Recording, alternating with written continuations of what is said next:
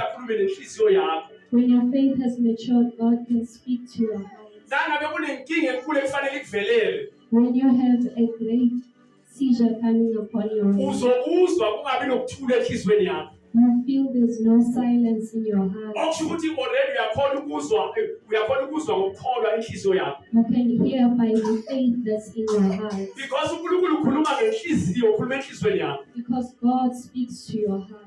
Nangabe kunomzimba uzozwa inhliziyo yakho isinda. When you feel any heavy weight, you feel that your heart will be burdened. Uzozwa mhlawumbe uve ngathi kuba nokukhathazeka osenhliziyweni yakho. You feel as if there's a sense of worry in your heart. Naso uzwa lokho kukhathazeka lokho. When you feel that worry in your heart, pray. Thandaza. Amen. Nawuzwa ukuthi sozwe ukukhathazeka, thandaza Nkosi, angazi ukuthi sokwenza kanjani kodwa ngicela ukuthi unikeze amandla, Pray for strength to the Lord. Yes, ukulekela amandla. Amen.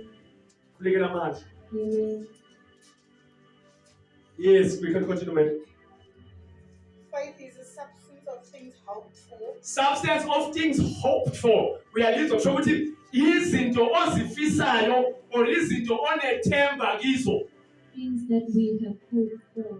Ayisizi izinto ozibonayo. Not things that we can see. Kodwa izinto onethemba kizo. The things that we have faith in. Ayisizi izinto oziphethe. It's not things that are tangible. Kodwa izinto onethemba lokuthi uzoziphatha. But it's things that we have faith. Ngesikhathi kuyenzeka lezi zinto kwenzeka mhlawumbe awuziboni vele. Sometimes these things you are not able to see them. Kodwa ngamehlo enqondo uyazibona. But with the eyes from your mind you see them. Uyazibona ngamehlo enqondo. That is faith. Yes, continue, man. The evidence of things not seen. Evidence. Uma sikhuluma nge-evidence sikhuluma ngani konje? Ufakazi ne? Ufakazi uyaliva lelo ufakazi be-faith kunjani? Ufakazi bezinto ezingabonwa. Evidence of things we can't see. And cabanga ke nangabe kuthiwa kunobufakazi bezinto ezingabonwa. Imagine if there's things we can't see.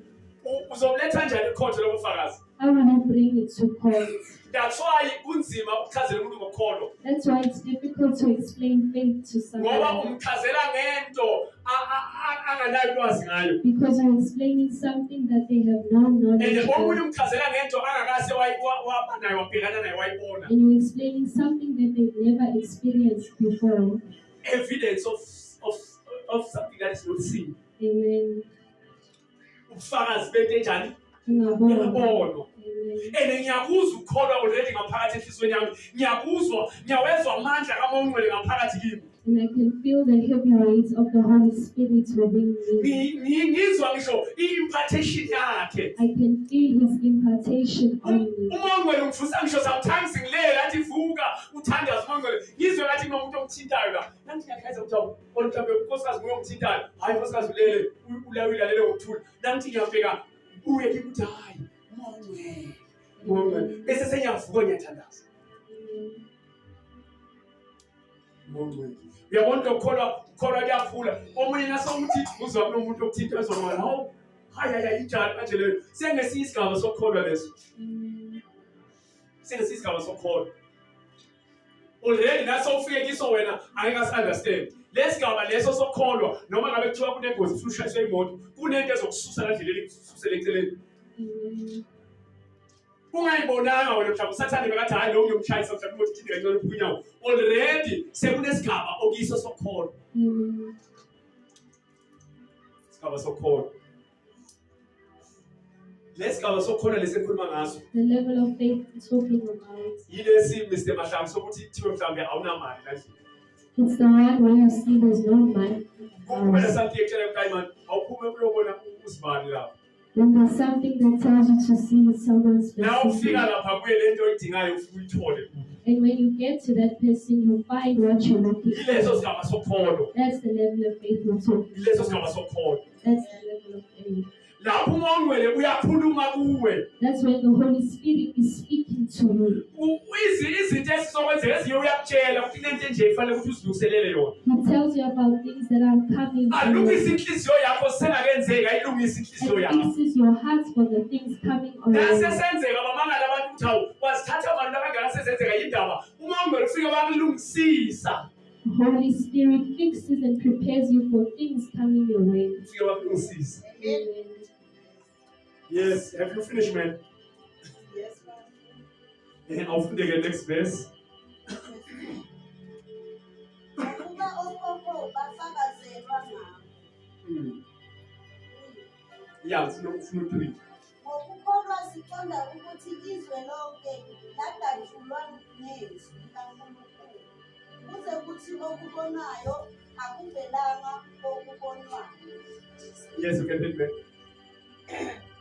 Through faith, we understand that the worlds were framed by the word of God.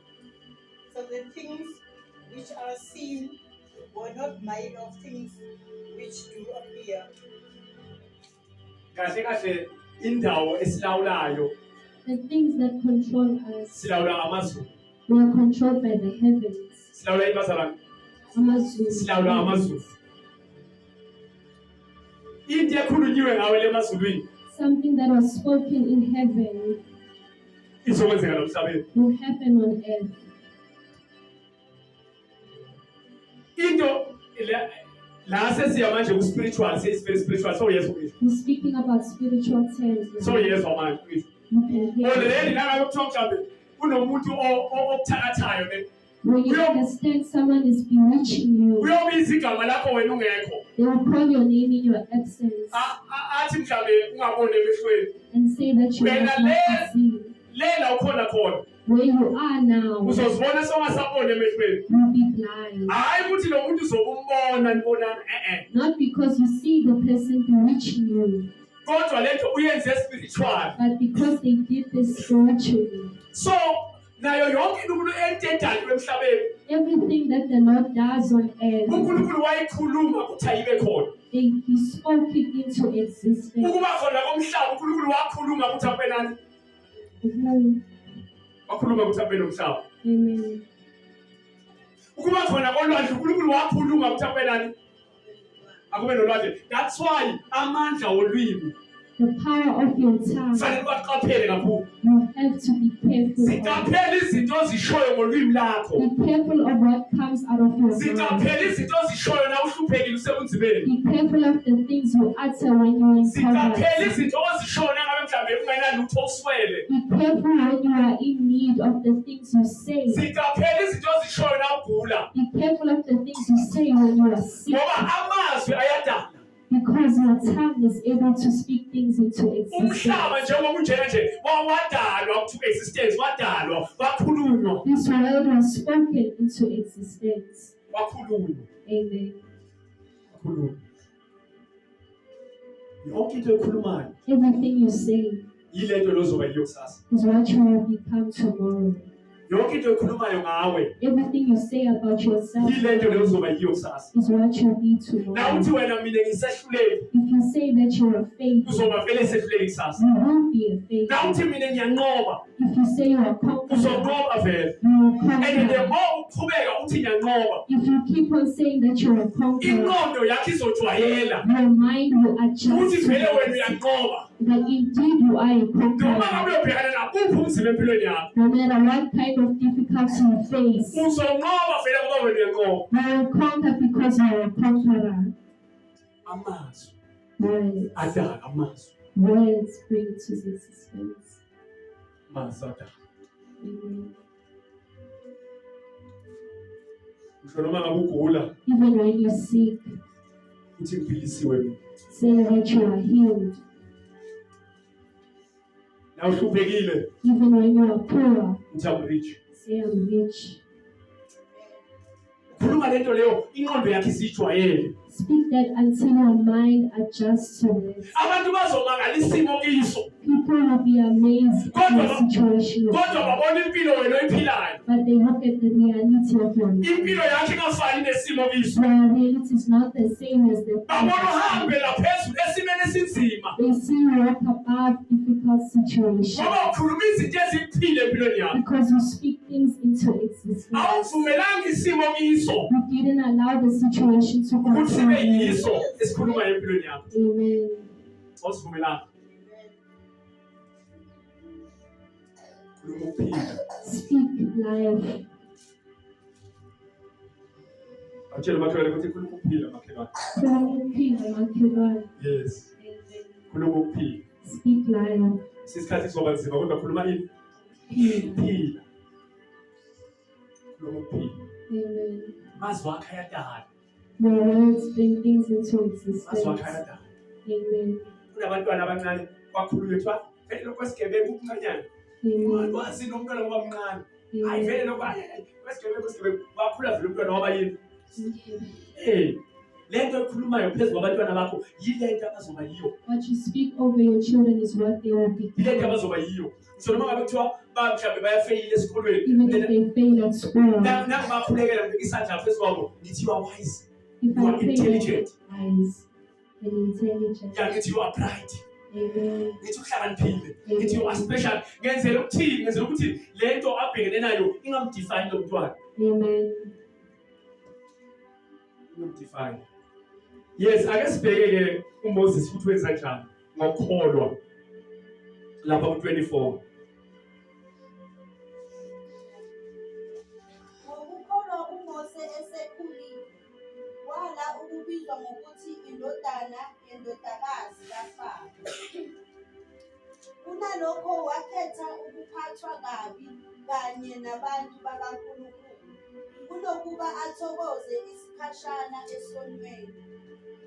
Yes, you can translate. By faith, Moses, when he was come to years, refused to be called the son of Pharaoh's daughter. As I continue. Yes, you can continue. Choosing rather to suffer affliction He chose to suffer. with the people of God than to enjoy the pleasures of sin for a season. uMoses was a prince. Jesus was a prince. Wayehleli kahle angakhathazwa yilutho. He was living well, not worried about anything. Kodwa uma asakhulile kusho ukuthi asayithola kutshela ubani. Once he found out who he was, Akavumelanga ukuhlala la ngafanele uthathe khona. he did not enjoy to sit where he was. Akhethi ukuhlupheka. He chose to suffer. Wakhethi ukuthi ahlala nabantu abaswele ukudla abanganakudla. Wakhethi ukuthi ashiye ukudla kwasephalesi. Ephalesi ukudla kuyadliwa kuyashiwa ukudla kwasephalesi. Ngenzela icede niyadla nashiya. He chose to suffer with his people. Kodwa wakhetha yena ukuthi ayohlupheka nabantwana bakaNkulunkulu. Amen. Naseyifikile iconviction yokukholwa. When the season of faith comes upon you, Ukuhlupheka kuzoba ngathi kuyinto enhle kuwe. poverty will be a means of rejoice to you. Kuzoba into enhle. Amen. Okusho ukuthi uzovuma ukuthi uhlupheka kwesikhashana kodwa wazi ukuthi Jehova uzokukhulula. You will accept that poverty is only for a little while. Ya uzovuma ukubhekana nobunzima. Uyazi ukuthi Jehova uzokukhulula. You know that God will set you free. Esisikhathi uzofaniswa nalamadoda amathathu. Will be compared to the three men in the Bible. Athi noma ngabe uNkulunkulu angasikhululanga, Even if God doesn't set me free, asoze samphika. we will never deny Him. Abanye abantu bakholelwa ukuthi abenze izinto ezimbi ukuze baphile kahle. People choose to do other things in order Abanye to bakholelwa ukuthi live. abarobha abantu imali ukuze bona bahlale kahle ngokuthula. People choose to rob other people so they can live Naba at peace. yabiza ukuthi kufanele uhlale ehluphekweni. If it calls for you to sit in poverty, Hlala, sit hlala, well. hlala. Amen. Abanye bahlele ehlalweni kufa abantu bachitheka igazi ukuze bahlale lezo hlala. Some are sitting in positions on the account of other people dying. Naso babuka ukuba hayi vele uNkulunkulu babusisile baphila kahle izinto zikahle awazi abanye imali yegazi. You're looking at their lives and you're thinking they are living well off, but they're living at the expense of other people dying. Ngethemba uJehova. Trust in God. Themba. Trust in God. Ziningi izindlela zamashortcut maningi kodwa ngethemba uJehova ulindele isikhathi sakho sokuphakamisa esifanele. Trust in God's timing to lift you up. uNkulunkulu uyalindwa. Awushela bakhala ukuthi uNkulunkulu uyalindwa. uNkulunkulu uyalindwa. We wait for the Lord. Isikhathi sakhe asifani lesethu. His timing is not the same as Asifani God's lesethu. timing. Asifani lesethu. Unesikhathi sakhe yena esikhethekile. God has His own timing. Isikhathi sakhe esikhethekile. He has His own timing. Dingabantu abazomlinda bathi inkosi ngikulinda. He needs people who will wait for Him. Uzokulinda, ngilinde kumele isikhathi sami sokuphakanyiswa esiyisona sona. I will wait for your timing, Jesus. And futhi noma ngabe angangiphakamisanga ngizohlala kuye. And even if He doesn't lift me up, I will still stay with Him. Angikhonzi ngoba mhlambe ukuthi kune-demand ukuthi yena kufanele ngiphakamise. Yena nasabona ukuthi kufanele uphakamisa. I worship Him on the account that He will lift me up according to His timing. Nanoma ngabe kuthiwa angiphakamisanga, le nto angibize leyo ngizoqhubeka ngiyenze. Even if He doesn't lift me up, I will still continue to praise Him. Yes. That is faith. Amen. That is what Nazareth. Let us faith. That is faith. Amen. That is faith. Abantu manje izinto abazibongayo The things that people thank, babonga izinto abazibone ngokukhuluma. they only thank the things that they got from speaking. Abe nesibindi sokuthi eze ngaphambili endaweni kaNkulunkulu. Hayi ngiyambonga uNkulunkulu abe azi ukuthi urobha abantu angabahonelanga.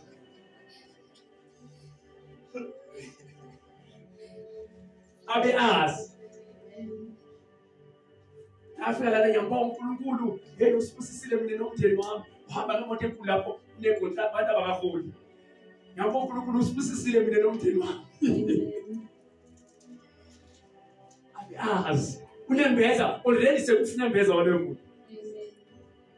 Ufuna imbeza. So thina siyakhetha ukuhlala uNkulunkulu asinike lokho kusifanele. Nakasinika bona sithathe bona sidle bona simbonge. And we thank Him for the things that He gives us. Noma akasinikanga And even if sizathanda He doesn't give, siyambonga. we thank the Lord. Siyambonga. We thank you. Simbonga kunzima ngisho ukudla kungekho amahlanzi sizathanda. We thank Him even in our difficulties. Uyazazi idingo zethu. He knows our needs. Uyakwazi ukweswela kwethu. He knows our suffering. Uyakwazi ukuhlupheka kwethu. He knows our suffering. Siyambonga ngikho konke. We thank Him in everything. iBhayibheli mbonge nezintweni zonke. Thank Him in all things. Mbonge nezintweni zonke. Thank Him in all things. Mbonge enhluphekweni. Thank Him in poverty. Mbonge kumnandini. Thank Him in good times. Ya umbonga uswele. Thank Him when you need something. Umbonga unotho. Thank Him even when you are rich. Umbonga ngendlela ileveli yokholwa bese nayo. Thank Him in the level of faith that you are Ngisho in. noma ngabe kuthiwa ngisesibhedlela bathi ngiyafa. Even if you're in the hospital dying, Ngizabe ngiphakamisa izandla ngithi bayini. praise God. Khosi kufanele. Kingdom belongs to God. Uyinkosi yamakhosi. You are King of kings. Uzimele. In difficult times, we thank the Lord. Akasiphakameni bazalwane simele ngenyawo sesiyabhala. Siphakameni simele ngenyawo sesiyabhala. uNkulunkulu uthembekile yena. Uyinkosi yamakhosi. Siyamthemba ezintweni zonke. We trust Him in all things. Siyamthemba ezintweni. We trust Him. Umthemba ngikho konke. Trust Him in everything. Na umthembe ezintweni zonke.